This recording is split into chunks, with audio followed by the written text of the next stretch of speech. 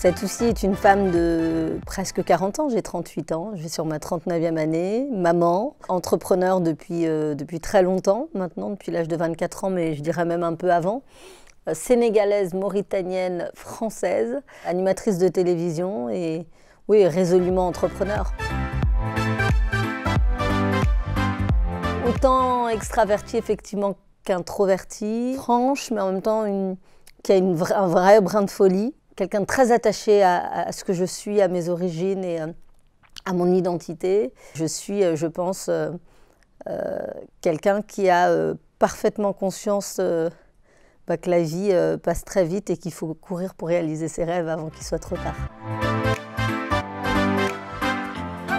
Ce qui me fait sourire, c'est ma famille, le sourire bienveillant de mon papa, c'est la détermination de ma maman, c'est ma petite fille qui joue de façon totalement innocente et qui construit ses petits rêves. Ce sont les gens que j'aime, c'est l'humour aussi, j'adore ça, je suis un peu déjantée parfois. C'est toutes les belles choses de la vie finalement, je souris beaucoup, je pense que je souris beaucoup plus que je ne pleure.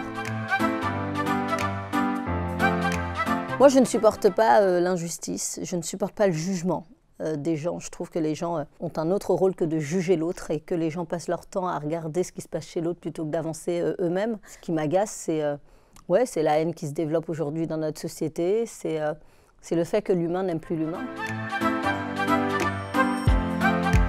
C'est un parcours atypique d'une jeune fille née en France, de parents immigrés, qui avait très tôt très envie de conquérir ses rêves parce que j'avais envie de me sortir de cette condition sociale qui était la mienne. Tout au long de mon parcours, je vais courir après une liberté parce que je vois mes parents effectivement qui travaillent beaucoup pour un SMIC.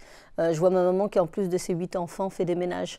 Je me dis la vie ça doit pas être que ça. En tout cas, moi ma réussite sera le jour où j'aurai mis à l'abri mes parents. Je vais très tôt monter ma société, donc après des études atypique, je fais un BEP, bac pro secrétariat, puis je fais du commerce international, puis je continue parce que j'ai pas envie de quitter l'école. Et en même temps, je travaille en restauration rapide, qui est une formidable école qui nous apprend la diplomatie et la patience. Et je vais au final, effectivement, rentrer dans une entreprise internationale où je vais être chargée des marchés internationaux. Je vais tout quitter pour monter ma boîte. Après quelques allers-retours, j'ai fait un peu d'immobilier, un peu d'assurance.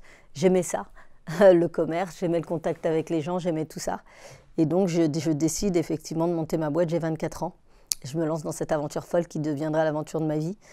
Voilà, je démarre, je connais des belles réussites, je connais beaucoup d'échecs. Mes échecs sont plein de petits échecs du quotidien et qui sont pour moi des expériences extrêmement positives et qui va me permettre au fur et à mesure de faire grandir mes business, de développer des choses, de tenter d'autres choses, de rencontrer des gens formidables. J'arrive aussi en télé et ça je passe assez rapidement dessus, mais je suis en télévision depuis 2009.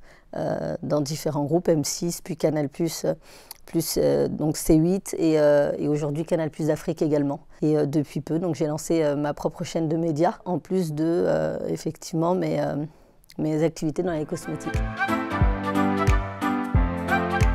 La casquette qui me va le mieux aujourd'hui, c'est celle d'entrepreneur. Je suis en télévision parce que je suis arrivée en télévision à travers mon parcours d'entrepreneur. Mais ce que m'offre l'entrepreneuriat, c'est cette liberté de dire ce que je veux, de dire ce que je pense, de faire ce que je veux, d'initier et de créer les projets que je veux pour faire bouger au moins le petit monde qui m'entoure. C'est le jour où mon père me raconte comment il est arrivé en France, par quoi il est passé, le périple qui sera le sien, la façon dont il tentera le tout pour le tout, où il risquera même sa vie à la frontière espagnole. Le jour où mon père me raconte ça, je jure de tout faire pour réussir. C'est des valeurs de respect, des valeurs de partage, des valeurs d'ouverture d'esprit, la valeur du travail, la valeur de la dignité, la valeur du pulako, qui est un code d'honneur très important chez les Peuls, qui apprend la patience, ce qu'on appelle muñal, qui apprend effectivement le respect, la façon de se comporter avec les autres. Donc c'est tout un mix de valeurs qui sont nées de mes différentes cultures. Dès lors qu'on fait des choses et qu'on existe, on voudrait qu'on reste à notre place, qu'on ne fasse pas trop de bruit, qu'on ne prenne pas trop de place. Et on se permet d'ailleurs de dire des choses qu'on ne dirait pas d'autres populations, d'autres communautés, mais je le dis haut et fort.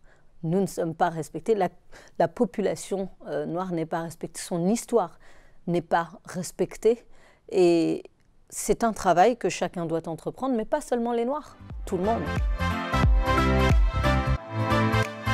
Mon actualité du moment, c'est effectivement ma chaîne de télévision, mais c'est aussi ce nouveau livre que je viens de sortir, qui s'appelle Made in France, et qui raconte comment je me suis construite, moi, dans un pays comme la France, qui est mon pays de naissance, avec cette double culture qui est la mienne, avec cette ambition qui était la mienne, et avec les inspirations et les codes de réussite qui étaient les miens.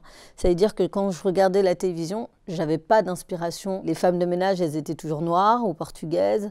Je raconte qu'effectivement, le petit gamin noir heureux, c'est celui qui était adopté par une famille, c'était Arnold et Willy. Très tard sont venus les princes de Bel-Air, etc. Mais c'est encore très inaccessible pour nous.